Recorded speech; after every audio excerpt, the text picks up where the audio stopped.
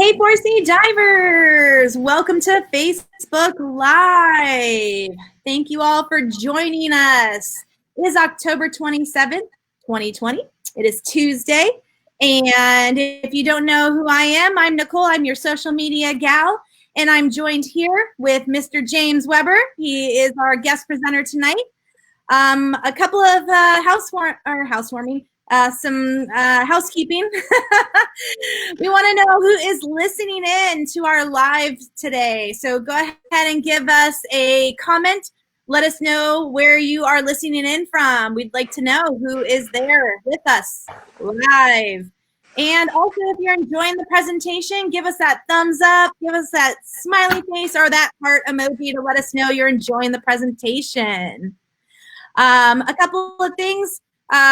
In the month of October, we decided to make it our tech month. So we had a couple of presentations already, Facebook Live, on technical dives. And so if you want to check out some of those videos, you can go to our YouTube channel and you can see those there. They're living on that timeline there.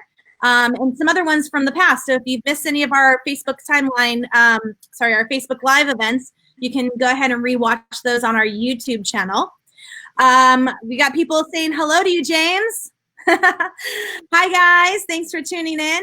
And then also, because it's Tech Month, we also been trying to get you guys out there and doing some dives, some technical dives. So every Friday down here in the Pompano Beach area, we have a boat that'll take you out to do some technical diving.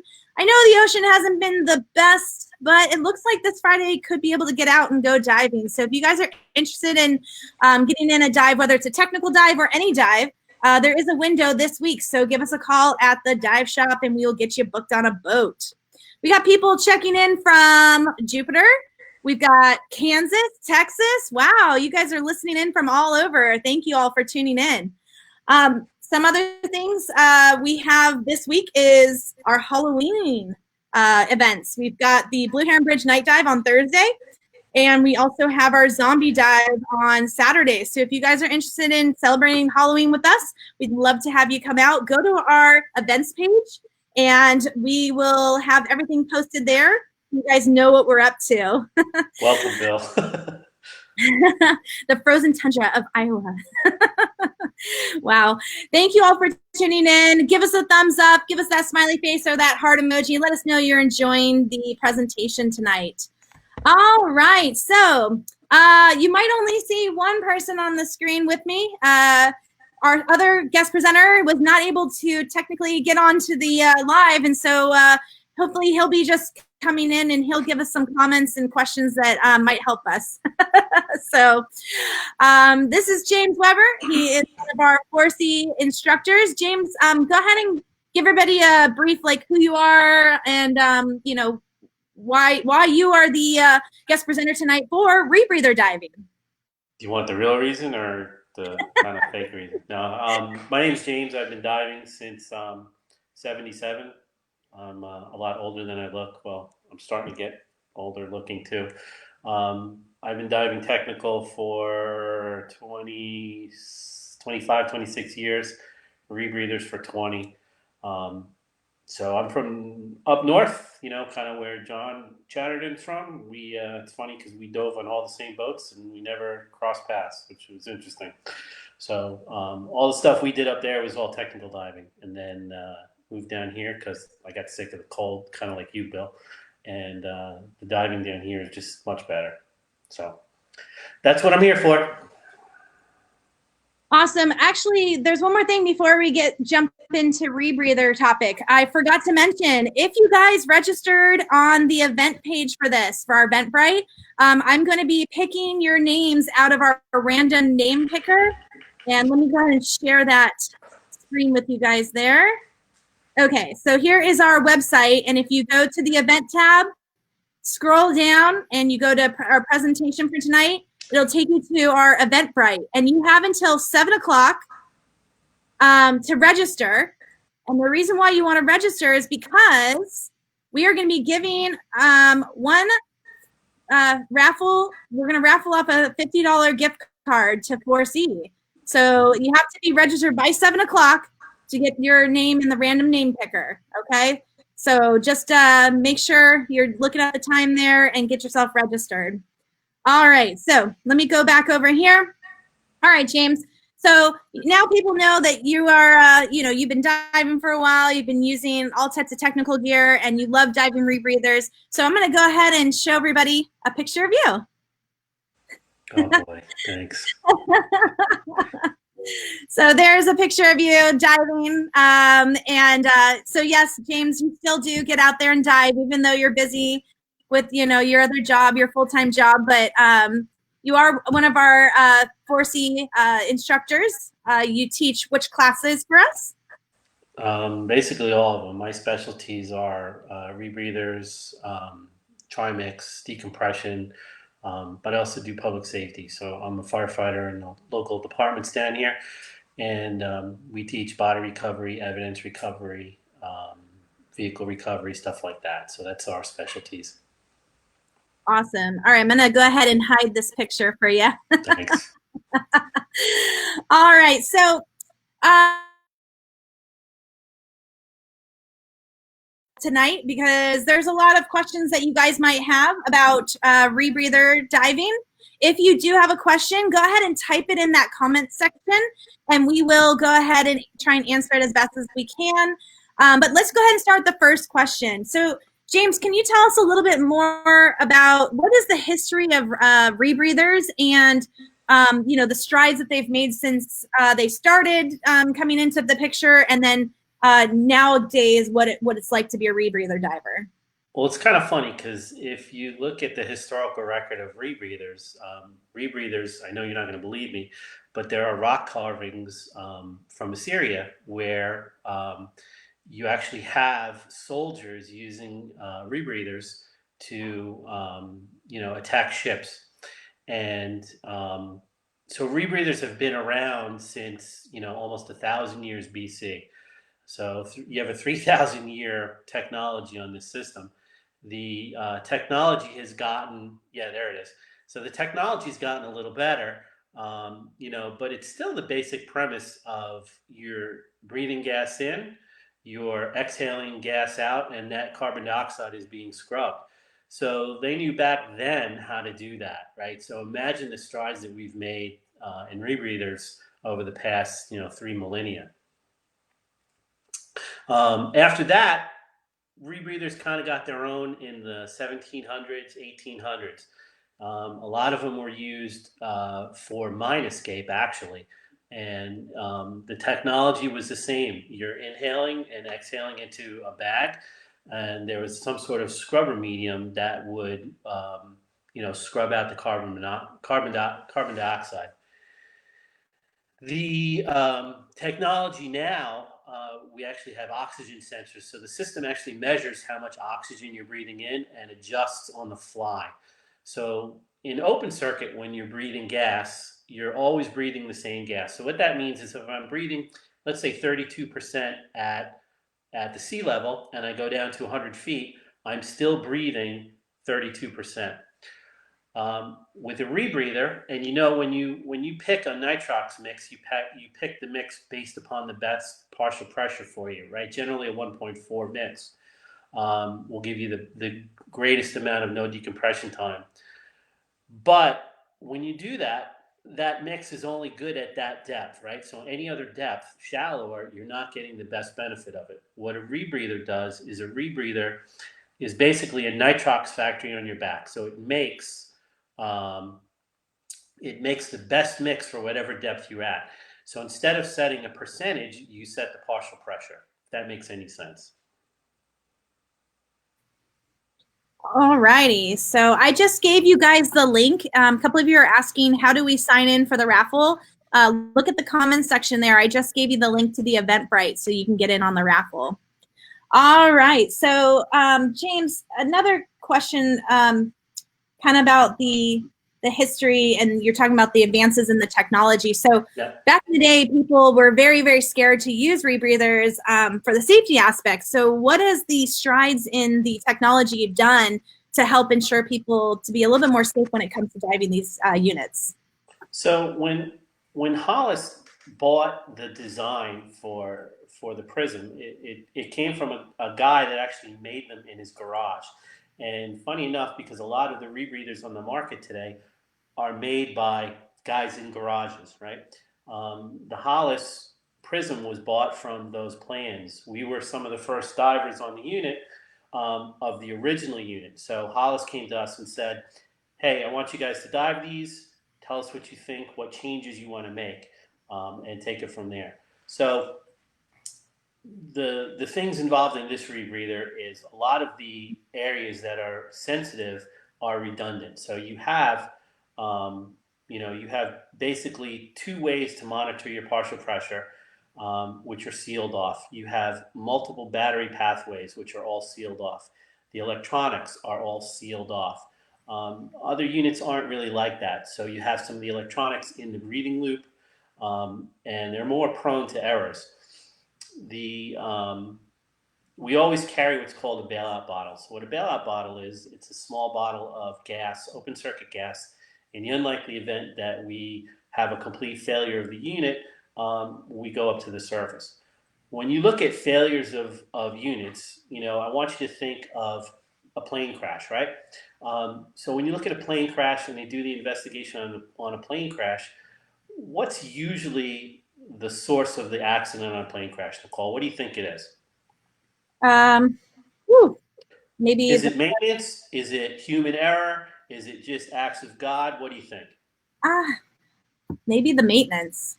It's actually human error. When Oh, you look at a lot of accidents in terms of stuff like that, the units are designed to keep you alive, and they're going to do a good job on that. It's usually the user doing something stupid. So when we do, um, right, exactly, Rob. Yeah, it's pilot error, and it's the same thing for a rebreather. So you know the units have gotten exponentially safer since 3,000 years ago. So we have a lot of safety functions in the system, and we also have bailout procedures in case we cannot function on that unit. awesome. And I'm just showing a picture. This is our other rebreather instructor, Alec. Unfortunately, Alec wasn't able to join us tonight, He's a but traitor. but here's a picture of him standing next to some of the rebreather units. So again, they've made a lot of advances in the technology and also the look of a rebreather. So can you tell us a little bit more about like what goes into what do you need to make a rebreather work? So a rebreather is actually a pretty simple piece of equipment. It's basically a gas supply, a scrubber unit, which is just it's a hydroxide solution, right? A lot of people joke around, call it kitty litter. And then you have electronics that monitor what you're breathing. The electronics, we use shear water. Shear water is, basically the de facto, technical computers. Um, 20 years ago, there were really no computers in the systems.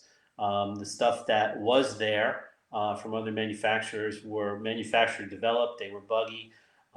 They didn't have the support that you get from shear water. So what Hollis has done is they've taken a lot of parts that are very easily obtainable. So let's say I travel with this unit and I take it over to, I go to Truck Lagoon and I have a problem with it, right? A lot of the stuff that I can take off an open circuit, piece of apparatus and make the unit work. There's very few times that I've ever gotten stuck on the rebreather. Rebreathers, if you look at the differences in terms of safety, rebreathers are a very safe option if you're going to be detailed about it. If you're the kind of person that's just going to not clean their gear, they're not going to, pre-trip the unit, they're not going to take care of it, right? They're going to throw it in the back of a truck. A rebreather is probably not for you, right? If you're somebody that can follow procedures, you're somebody that can think through things. A rebreather is a great option because it opens up so many pathways to a lot of different types of diving. And a lot of people will say, "Oh, I'm going to use a rebreather to go deep." Some of the best dives that I've ever done are just a 60-foot reef dive. So we've been able to get the boats down in West Palm to drop us for 3 to 4 hours. So what they do is they go down to a southern reef, they drop us wherever we want, and we hop in, and we know what the current's running, so we know approximately in 3 to 4 hours we'll be X amount of miles away. So when you dive in open circuit and they put you on a reef, you're just seeing a little window of that reef. So when we do it, we see the entire reef from start to finish. And there's so much more on these reefs that you can't even comprehend. Um, I found a cannon. I found 4 or 5 different anchors that nobody has known about. It's just there's tons of stuff out there that people just don't see, right? So that's some of the best dives. You also have different types of dives you can do with it in terms of technical. So there's lots of stuff you can do with it. And so you're talking about, someone who is going to treat their gear, and follow the procedures. So I like to call it like a checklist, right? So there's a checklist, yeah. Maybe go into how do you build a checklist into prepping the unit for a dive? So when I teach these classes, what I have my students do is there's a checklist that comes from Hollis, right? And I have them laminated. And what we do is we go down the checklist every time we dive, and we use a grease pencil or a Sharpie or something like that, and we mark off each piece, right? So it's kind of like, I hate to keep going back to an airplane, but it's kind of like, airplane pre-flight checklist. It's very similar in terms of, yeah, I've flown, the airplane 1,000 times, but I'm still going to make sure that, the tire pressures are correct, right? Because that can contribute to an accident. So there's 2 types of checklists. There's the assembly, putting the unit together, pre-diving checklist, and then we have what's called the pre-jump checklist, right? The pre-jump checklist is, 3 or 4 different items. Is the gas on, right? Something simple as that. Is the computer on? Is the computer set to the right, mix and everything else, right? Do we have bailout, right? So it's stuff like that. Okay, and so since we're talking about the bailouts and the gases, can you explain a little bit more about, the gases that you're using, but, the gas costs versus like other technical diving gear? Like, what are the differences there? So Stephen Kirsch has a question, what's my longest dive? Our longest dive is about 4 hours, right, on the unit. The diving is pretty amazing. So imagine you're hopping in the water and you're just going for 4 hours, right? It's just there's so many pluses about it. I'll get back to you. You're gonna ask that question again. I'm gonna get off on a tangent. The gas that you breathe is warm, so you're not getting cold, right? The gas that you breathe is moist, so you're not getting dehydrated, right? The units are silent. You really get to experience all the sounds of the ocean, right? When you're on open circuit, it's a really noisy mess. And it's funny because if I'm on the closed circuit unit and I hear open circuit people, I can hear them a mile away, right? And if I can hear them a mile away, think about all the sea life that can hear them a mile away, right? So the stuff that's timid, like let's say mola molas, sailfish, stuff like that, on an open circuit rebreather, you are one of the guys with those guys. So I've had a really cool experience with the mola mola. We were doing a plane wreck, and we dropped down, and there were 3 or 4 mola mola, and they were circling the wreck. And I had some open circuit people with me, and they took off, right? So the open circuit were down for about 10 minutes or so. They went up. I stayed down on the wreck by myself. The mola mola came in back again after they left, and one of them came up right next to me. And if you've ever seen a sunfish, I mean, they're like, I can't even describe them. So this guy came right up to me. He kind of leaned into me like a dog would lean into, and he wanted me to scratch him. So I'm sitting there on the bottom next to a plane wreck, scratching this mola mola. So that's the kind of interactions that you get with a rebreather. Photo ops, if you look at all the famous photos out there, they're almost all on rebreathers, right? So go ahead, hit your question one more time, Nicole. The question was you kind of talked about the kind of gas that you're breathing, okay. Benefits to that, and then also what the gas costs are versus using it other gases for other types of technical gear. So what I first said is the rebreather is a nitrox factory on your back. It adjusts the mix on the fly to whatever you want. So you have two gases. You have air and you have oxygen. And what the unit does is it makes the best mix for that depth. That's for regular diving, right? Um, the cost of that gas is, you're getting a little 23 cubic foot bottle of gas, right? So it's a tiny amount. On a 4 hour dive, I'll use about 500 psi of one gas and 500 psi of the other gas, right? So your breathing gets a lot different because you're recycling the whole breath the whole time, right? Um, for technical dives, we use Trimex. So Trimex is a mixture of oxygen, nitrogen, and helium. And what the helium does is it has two functions. The first is it reduces narcosis, but the second one is that it actually reduces the oxygen content in the gas that you're breathing. On a rebreather, you have to be a little more, the dive planning on it is a little more complex than open circuit, but if you take in the class, you realize that it's really not that much different. The benefit of a rebreather for technical diving is the gas cost for Trimex. So the um, the bottle of oxygen costs a couple dollars to fill, right?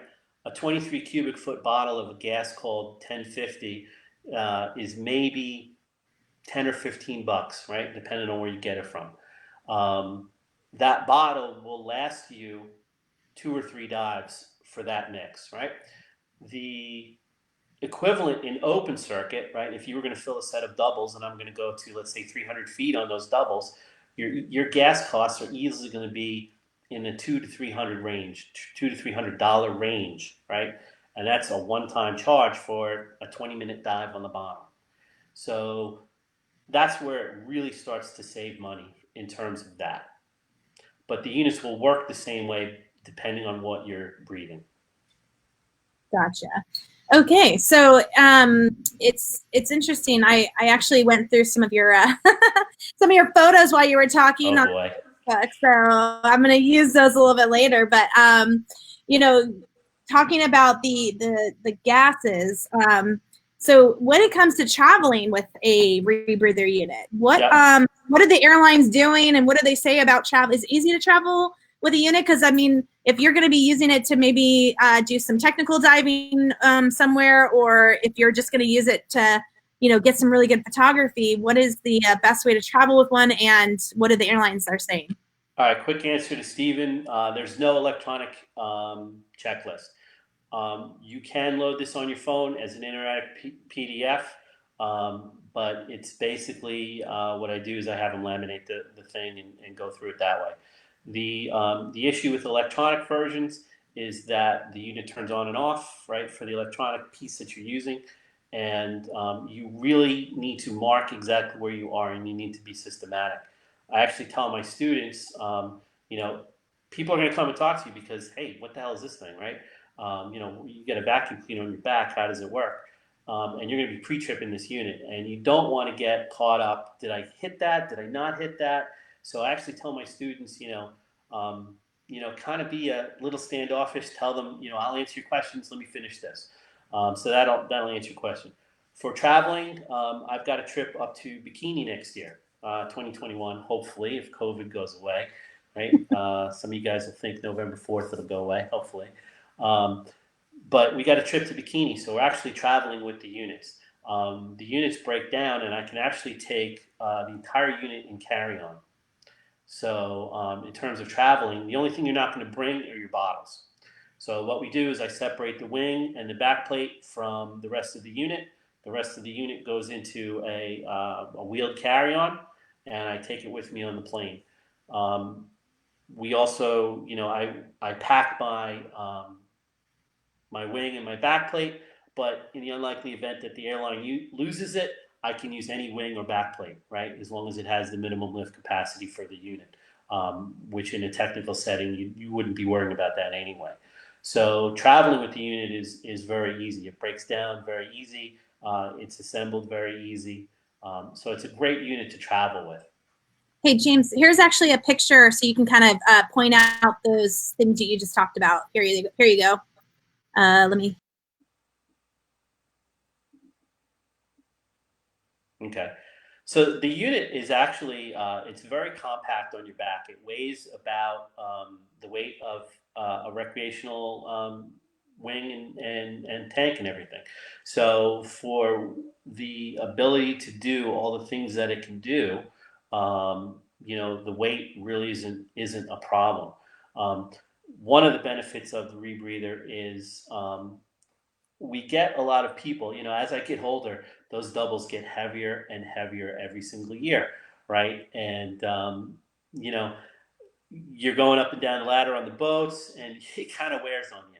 So the rebreather is kind of a way to cheat that system, right? I can get the functionality of, a set of doubles in terms of gas supply and everything else um, without all the weight. So it's a nice change. That unit breaks down pretty easy.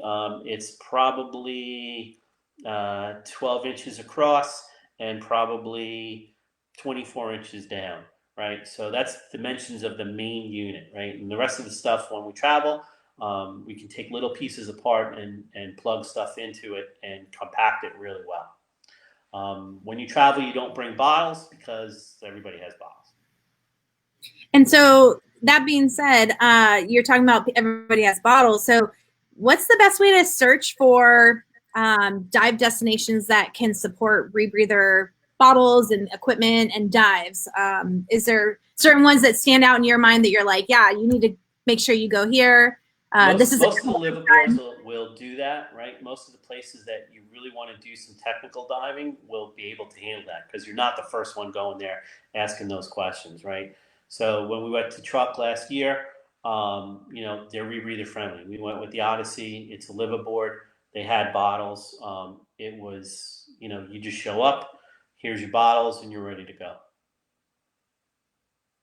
awesome. So just going back to this picture, I really like this picture. I used it for the event because it just shows, everything about diving with rebreather. Then there's that wreck below it, and Right. it's that exploration. And so, someone asked, what is how, the longest dive on a rebreather, the longest shallowest dive at a shallow depth longest, and you answered 4. But what is the depth that you can get on a rebreather? So actually, the limiting factor on the rebreather, when you're on the rebreather, you're at ambient pressure for inside the unit. So that's not the issue. Take a guess. What do you think the limiting factor is? The oxygen. It's actually the handset. Oh, Right? The handset is depth rated for whatever it's rated, but that's actually the limiting factor on it. Valerie has a question on what diver level do you need to be? oh yeah. I was gonna read. Hold on, James. Oh, okay. Sorry.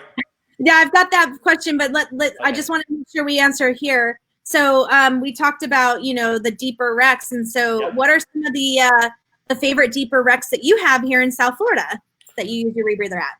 There's a bunch of good stuff. My favorite wrecks. There's a wreck outside West Palm called the Cormu. It's in about 235 ish or something like that.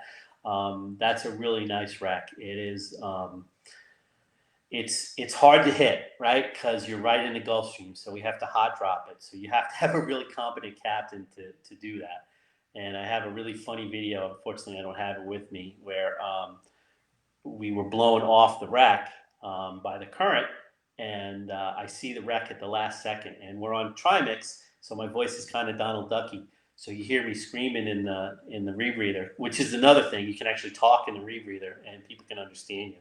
So you can have an entire conversation back and forth on the unit. So you hear me screaming in Donald Duck, "Hey, the wreck's over there!" So that's one of my favorite ones. Another one, there's a wreck out here. It's a World War II airplane. It's called the Helldiver. It is a articulated wing plane. That's when the wings would fold up to go on the carriers. And this was a prototype. It's one of the first ones that had a sealable gas tank. And one of the gas tanks is actually still on it. So you actually get to see history right in front of you. That's my other favorite dive. There's a few good ones down in the Keys. We've got the Northern Light. That's one of my favorites. That's a nice wreck. We've got the Queen of Nassau. That's a Canadian wreck. I got a friend that really likes Canadian wrecks, and so we go on those pretty often. Those are pretty cool. And it's interesting too because talking about the one down in the Keys, there's one that I know that people go with rebreathers on because they're usually sawfish. Yeah, the Queen of Nassau is one of those, right? Yeah, and so it's like impossible if you're on regular, scuba tanks because the bubbles just scare off the animals, and you're really not going to see them. And so a lot of the guys that have been able to see these sawfish is because of the rebreather. One of the bad things, and bad is relative, is you can't hunt on a rebreather. I mean, it's just not fair. It really isn't, because everything just comes right up to you, right? It's like, it's like walking up to a deer that's looking to get pet and bang right in front of you. So it's not even fair. But, on the plus side, you can hunt lionfish. See, nobody cares about the lionfish, so you can always go after them with a rebreather. You can't lobster with a rebreather because, again, they're not scared of the bubbles. They come right out. I've had a lobster crawl up my arm on a rebreather, and I mean, it's just it's a different world down there. I actually, gosh, I don't even remember how long ago this was, but you and I were on the Castor, I believe, together, and you got super close to the Goliath groupers when they were doing their big aggregation. Yeah. And anytime any of us divers try to approach the group, they would go off into the sand and not see the wreck. And then we all went back up, and I came back down, and there you were. You were literally in the group with them. Yeah, I've got a good video of that. I've got. I know. I hate that word selfie stick, but I got a selfie stick with the GoPro in front of us, and it's just. I got down right in the bow. I crawled in. There's one here, one above me, and they're kind of looking at me like, "The hell is this guy?" But they didn't care, right? So you get some really cool shots with them. Yeah, and I was actually trying to see on your Facebook page if you had him, but nope. Yeah, it's not there. I can't find that one. That's okay. I remember that dive, and I just thought how cool it was that you were able to just literally creep right in and you fit in, and it was like they accepted you as part of their clan. Yeah. I mean, it is pretty neat. The interaction with wildlife is just, you can't beat it. You really can't. Okay, so a lot of people are jumping in, and so that is my next question is, what are the prerequisites to getting trained on a rebreather? What are some of the classes they should have going into a rebreather class? And, what is, expected of you as a diver going into a rebreather class? So you want at least advanced open water. You want some dives under your belt. You want to have the confidence to be in the water, right? I don't want you to go through open water and say, I want to go to a rebreather, right? You want to get some diving under your belt, right? Do you have to do open circuit technical before rebreather? No, you don't, right? There are some benefits, but it's a pathway that you can choose, right? So if you're thinking about going that route, right, it's easy to rent technical gear. It's not easy to rent rebreathers, right? These things are, quite expensive. We just don't rent them out. Now, with that being said, we do try days, right? So what we do is we get the manufacturer. The manufacturer will loan us several rebreathers, and they'll actually come and we'll get in the pool. So we do this every year or two, and it's a great way to try it out. You get to try the rebreather. You see what it's like in the pool, and it's completely different. Go ahead. So yes, I was actually looking for some of our tri-dive photos, and I was not coming up with much, but I was able to come up with some pictures of you.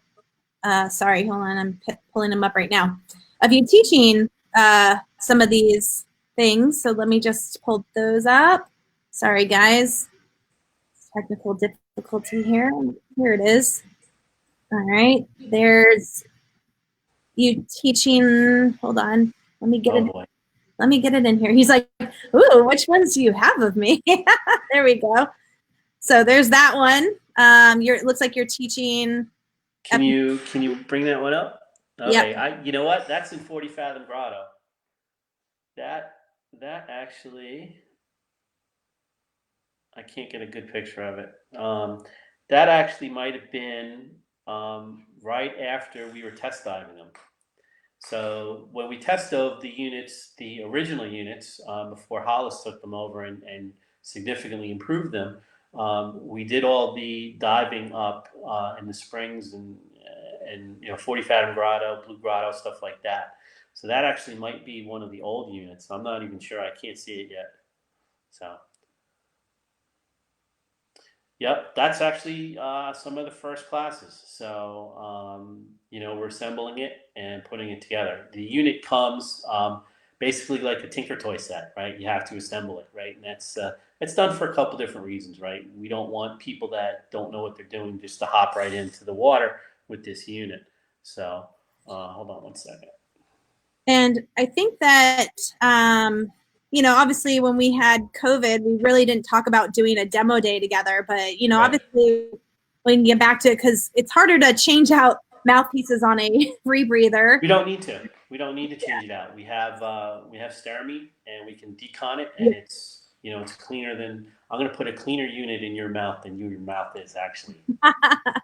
So we will probably be doing some tech, intro to tech, and also some try dive with rebreathers soon. We just got to get those back and running. So you guys just stay tuned and make sure that you're subscribed to 4C's social media or our newsletter so you know when those come up.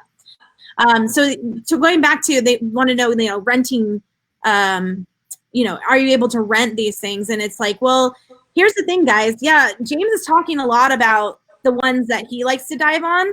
But there's actually a lot of different rebreathers out there. So you actually have to, correct me if I'm wrong, you have to buy your rebreather and get the training on the rebreather you buy, because, there's differences to each unit. So there's lots of units out there, right? So some of the things that you should ask yourself is, where's it made, right? Is it made in the U.S.? Is it made in Sweden? Is it made in Holland, right? If it's made in other places, it's different things, right? So you have a harder time getting parts, getting service, stuff like that. The Hollis is made in the U.S. A lot of the parts from the Hollis unit are taken off the shelf, right? So you don't have a ton of specialized parts that you're going to have a hard time getting to. Like I said, if I go to Truck Lagoon and I have an issue on that rebreather, I can literally go to a spare tire on a car and get a part out of that and make the unit work, right? That's how repairable this unit is. The unit is set up like no other system is set up, right? Everything is redundant. It has water traps. It is just one of the best design units out there. Years ago, units had to go back to their manufacturer for service. So if you bought, let's say, an AP, right, unit, it would have to go back to England. So you'd pay, taxes going in, shipping going in. It would be over there for, 4 to 6 weeks and then come back. If you had parts, a lot of the stuff was very specialized. So you had to have a very large parts kit, right? With the Hollis unit, like I said, a lot of the parts of it are off the shelf. So I can repair it with a lot of stuff that we just have, right? The parts kits that come are fully there. We can do service in-house, right? So they don't have to be sent out. You can come to the shop and I do the service for you. So, that in terms of that makes it a lot easier. The different units out there, they all basically function the same way. They're just different ways of how you do it, right? So. And so what is the training that's involved? Like there's, book work, there's classroom sessions, you get in the pool, do you go in the ocean? What is one going to encounter when they sign up for a class with you? So basically what we do is we do a build, right? And we do a class. So I go over gas planning, we go over emergency management. The first level of this class is emergency management, right? It's how to fly the unit, how to set up the unit, how to troubleshoot the unit, how to dive with the unit, right? How to get the best out of it. I was one of the test divers when Hollis bought the unit, so I've been diving this unit from the beginning. So I've seen the evolution from where it came from to where it is now and where it's going to be going. So I have a lot of tips and tricks that a lot of other people just don't have because they don't have the experience on it. The class, first day is build class and classroom. So we go over, a lot of different things. We go over how to build the unit, how to inspect the unit, how everything works, how it fits together, and then we go over troubleshooting. The second day we go in the pool. I can tell you that you will hate the unit, or you will hate any rebreather for the first hour or so, because you have to completely unlearn everything that you know about open circuit with closed circuit.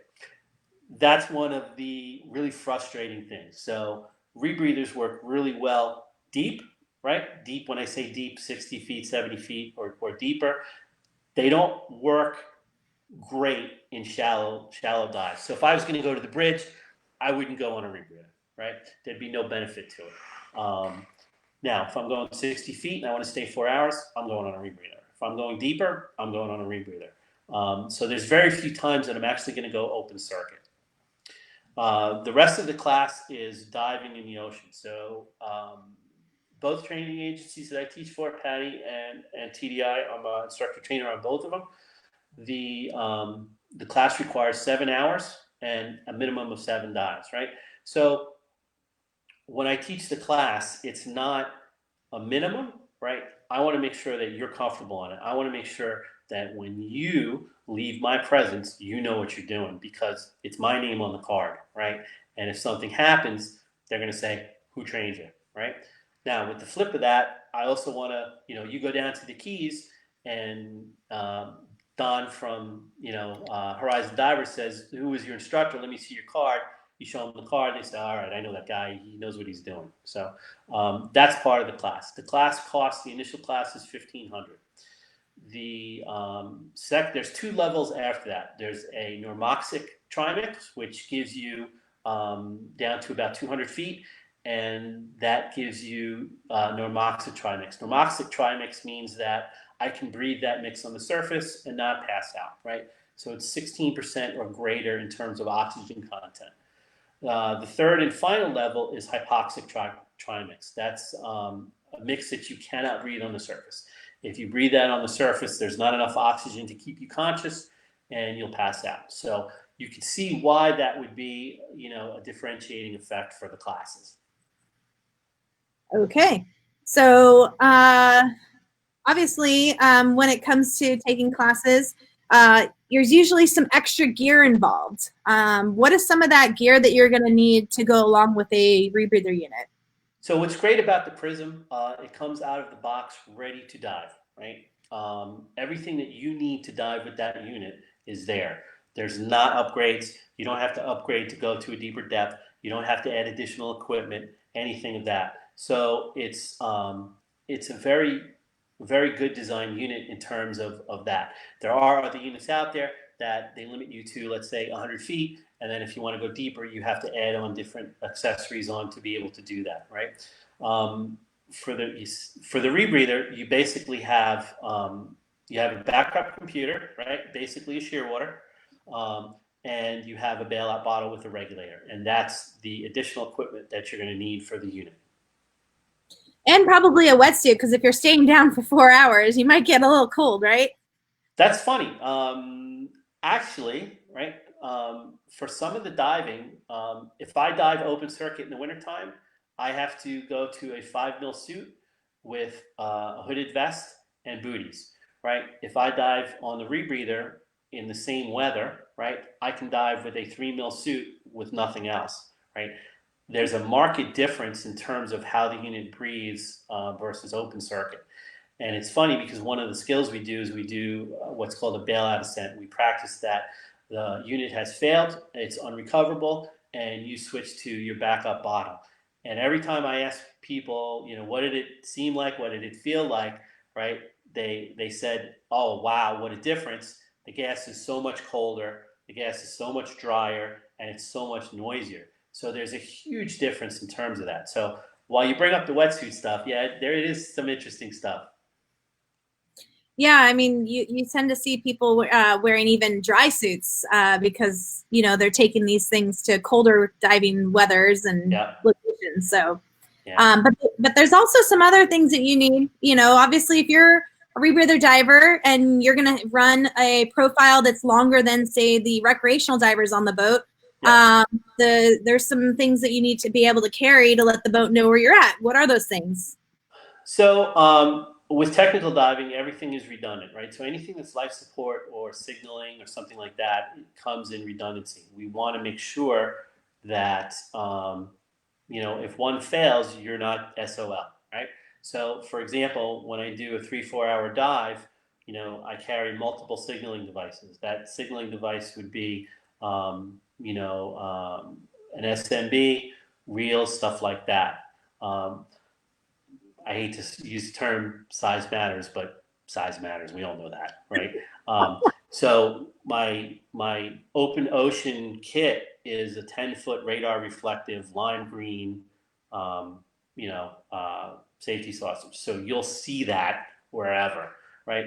Another piece of equipment that I carry that they don't make anymore, unfortunately, is the those little radios with the GPS in them. The Nautiluses. Those things were awesome, right? So, that's that. In terms of diving long term like that, you have to be disciplined, right? The boat captains are taking an awful chance on dropping you with no flag for 4 hours, right? Think about if you're that boat captain, there's a diver there somewhere, right? Yeah. So for the procedures that I use is if we're doing a 3 hour dive, I tell them first what we do is we find out what the current is. So if the current is moving 1 knot, I know in 1 hour I will go 1 nautical mile. So we can judge about where we'll be based on time. So in 3 hours, I should be 3 miles north of my drop zone, right? I also I tell the captain, I will send a flag up, I will send this marking buoy up 10 minutes before, right? So he's got a 10-minute search on the surface, right? I also have a geographic location. So this doesn't work in every area, but it does if you know the reefs really well. So I know that what I say it'll either be 3 hours or we call turtle mound, right?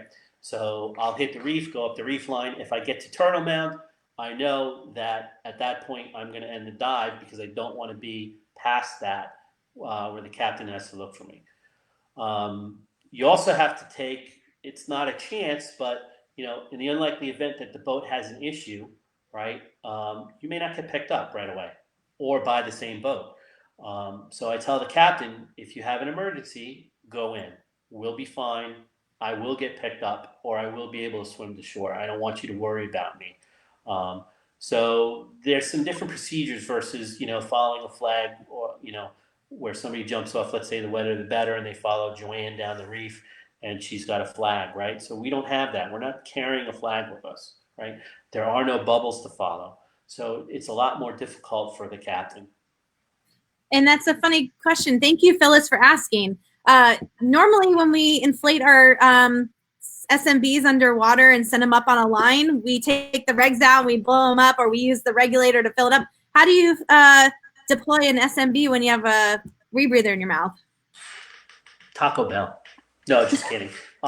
We use a different type of SMB. So the SMB is a closed cell. It uses a low pressure inflator male fitting, and we have low pressure inflator hoses on our bailout regs. So all I do is plug it in, it inflates, send it up. Good question, though.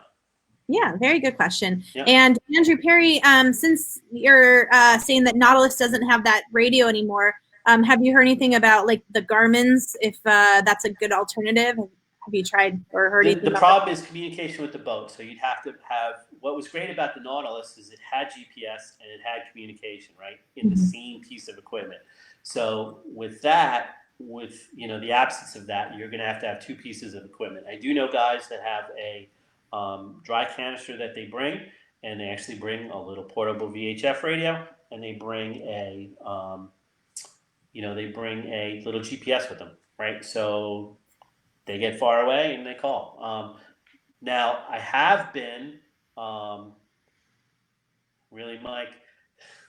Yeah, I'm just laughing at Mike Shields' comment, but keep going.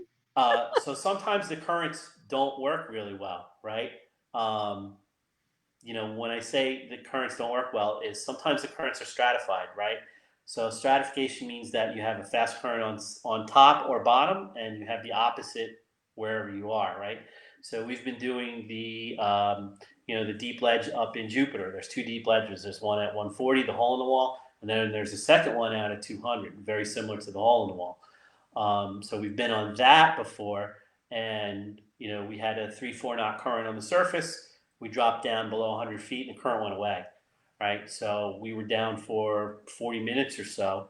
The boat is drifting at a 3 to 4 knot current on the top, right? When we got to the surface, the boat was not there, right? And we got lots of sharks around us because the idiot's feeding them up there, and so we're constantly watching. And I call him on the radio, the Nautilus, and I give him our position, and he says that's 4 miles away. And I said, well, that's where we are. I verified it with a boat that stopped to check on us. So it does have its unique things with that, but you make it work. So you keep talking about diving with it, and I didn't really hear anything like a buddy system. Do you get trained on the unit to be a solo diver, or do you want people to be buddy diving? No, you do not dive solo technical, right? That's a plan to fail. Remember, I said everything is redundant, right? The only thing that we don't have that we can carry is a redundant brain, right? That's my buddy. So my buddy is my redundant brain. Awesome. But you have to plan each dive as if you would get separated. Yeah. So that comes to a question I had was, are there, clubs or groups or Facebook, groups or meetups of people that are here locally that some of our guys can, hook up with to maybe go on, do some of these dives that they've never heard of that you've talked about, and dive with others that are Rebreather certified? How does someone get into we do this learning? All the time. I mean, I can tell you there's literally, just off the top of my head, at least 20 guys up here that go on a regular basis. We also do trips down to the Keys, right? I'll call up Horizon Divers, and I'll take the whole boat, right? And we can fill the whole boat, no problem, right? Hey, you want to do a Rebreather dock? Yeah, let's go. So finding somebody to dive with is not hard. You don't have to dive with the same unit. All the units basically work the same way. They just go about it a different way.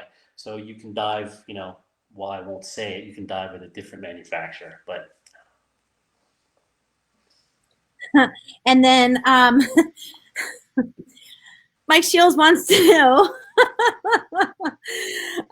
he wants to know, does a rebreather make you more attractive to women on the boat? Or I guess if a girl has one on it, are we more attractive to you guys?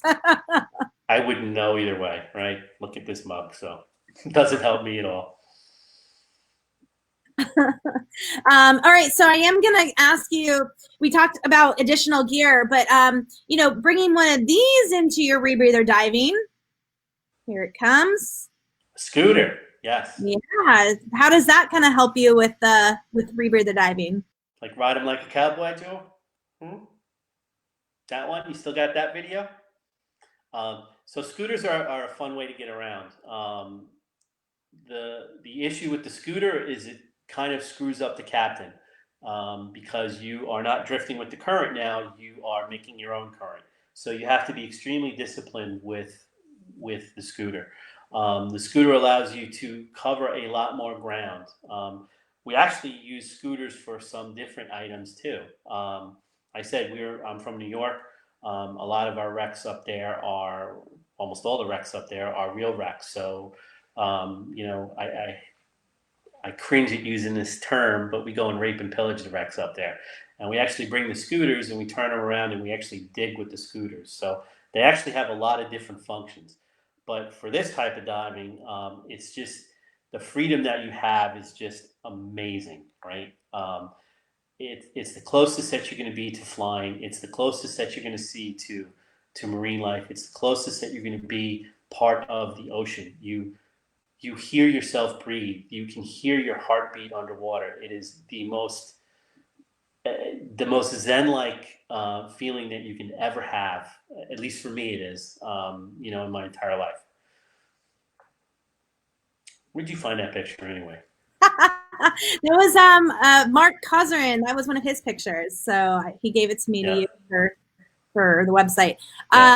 Okay, so here's where we do the shameless plugging of, okay, so obviously we talked a lot about the Prism 2, and we are dealers for it, and a training center and also a service center. So James, I'm going to put this graphic up. Let me just grab it here. And there's a deal right now on, oh, wait, hold on. Wait, where'd it go? Oh boy. You gotta love technology sometimes. Here we go. There's a deal on the Prism 2 right now, and it actually ends on Halloween. So let's see if I can get this a little bit bigger, and we can talk about it. There you go. So the unit retails for about $8,500. There's a sale going on from Hollis, the manufacturer's sale, that brings the price down to $71.99. So it's a $1,300 savings. So I told you that the class costs about $1,500. The savings that you get almost pay for the class, right? While you look at the price of a unit and you say, wow, that's a lot of money, if you go a technical route, open circuit, it's really, really not that far off, right? If you're going to be doing technical diving, if you're going to be doing Trimex diving, right, the unit will pay for itself. The unit is what a rebreather does. Remember, I told you it adjusts the mix on the fly, so it keeps you at a constant partial pressure. There's actually a health benefit to diving a rebreather versus diving open circuit. As you dive up and down in the water column on open circuit, your dosage of oxygen changes.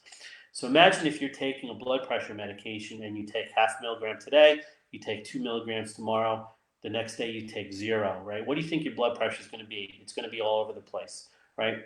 With a rebreather, you're getting a constant dosage of oxygen, which your body is a lot more able to handle versus the swings in up and down. Your body likes a real narrow range of things, and the rebreather actually keeps it right in those ranges, right? So there's actually those benefits as well. When you look at the whole kit and caboodle, you're really getting a really good unit. In terms of diving, it gives you unparalleled access to everything. You are the rock star in the water world. You can get into every club you want to get into. You can hang out with anybody you want to hang out with. And what I mean is the fish, right? The sea life, stuff like that. It's an amazing piece of equipment. All right. So if there's not any more, you've answered all the questions in the comments. You've answered my questions. So guys, are you ready for this raffle? Unfortunately, we're not able to raffle off a Prism 2. We don't have it like that, but we definitely want to give you $50 to spend at 4C. You can get whatever you desire. You've been eyeballing. So I've uploaded everybody's names that registered on our Eventbrite. So let me bring that into the screen. There it is. Hey, James, I'm going to actually hide you so that people can see the raffle. You're still there, but stay there. All right, so this is that random name picker, and I've put everybody's name into there. So let's go ahead and click that button. And $50 gift card to Patrick Considine. Patrick, if you are listening, give us a thumbs up or jump for joy and give us an emoji or something in the comment section. Patrick, you are a winner of our $50 gift card for the night. Okay, let me bring my friend James back in. Okay, and there he is. There's one other point that I want to make with the rebreather. Remember, you're buying a piece of life support equipment, right? There are used units out there, right? Just as there's used cars out there, you really want to know the history of the unit you're buying, right? If you cannot verify who owned the unit and what that person was like in terms of maintenance and care of the unit, I would probably shy away from it. I'll give you a great example. There was somebody that came into my shop the other day. Well, not the other day, actually about 6 months ago, and he got a killer deal on a Prism, an older unit, right? And he said he spent about 4,000 for it. Um, he started having little issues with it, little electronic issues, and we found out the unit had been flooded. Right, the electronics portion of it had been flooded. So it was an older unit. They don't have those parts, so he had to send that entire piece back. Right, the damage that the flood had caused in that unit, that the person that hit it and sold it to him, ended up costing him about $3,000 to repair. Remember, I told you 4,000 he paid for it, 3,000 he paid for repairs. So he basically has, $200 more. He would have had a brand new unit, right? So if you're buying used gear like that, right? A regulator is different. You can get that. You can get it serviced, right? It's very easy to service. It's very easy to tell that it's been taken care of or not taken care of, right? A piece of equipment like a rebreather is not like that. So be very, very, very careful if you ever buy one used, right? Know who you're buying it from. Just like if you're buying a used car, right? Rebreathers don't go to a certification factory where they're certified to be, pre-owned 100%. So be careful about stuff like that.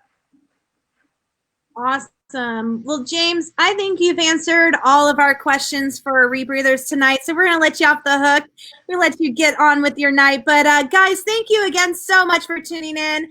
It is 4C's Tech Month. Make sure that you're checking in, seeing what else we've got going on. And also make sure to thumbs up, share this video, let us know that you're here. And we love you guys and hope everyone's staying safe. All right. Thank you, James. Thanks, everybody. We'll see you guys later.